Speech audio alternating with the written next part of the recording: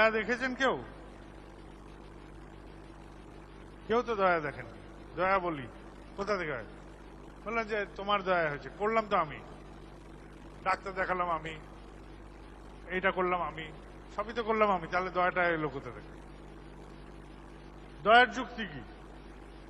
সব তো মানুষ হিসেবে আমাকে করতেই হচ্ছে, তাহলে দয়াটা কি? কখনো দেশলাই দেখেছেন? দেশলাই বাক্সে যে কাঠিগুলো থাকে তার মধ্যে আগুন থাকে নাই, কিন্তু যেই আপনি ঘষবেন তাহলে কি হবে? আগুন এসে যাবে।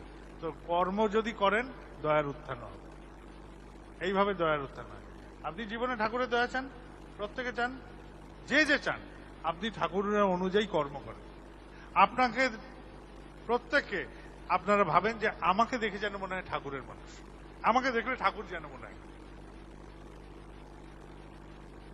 নাটক নটাঙ্কি না, আমি যেন চলি এরকম ভাবে, আমি যেন ভাবি এরকম ভাবে, আমি যেন বলি এরকম ভাবে, যেন আমার ঠাকুর যেরকম ভাবে বলতেন সেরকম ভাবে চেষ্টা করি। খালি এইটুকু চেষ্টা করে যাই, দেখবেন যে এই চেষ্টা করতে করতেই আমার মধ্যে দিয়ে ঠাকুর প্রকাশিত হবে।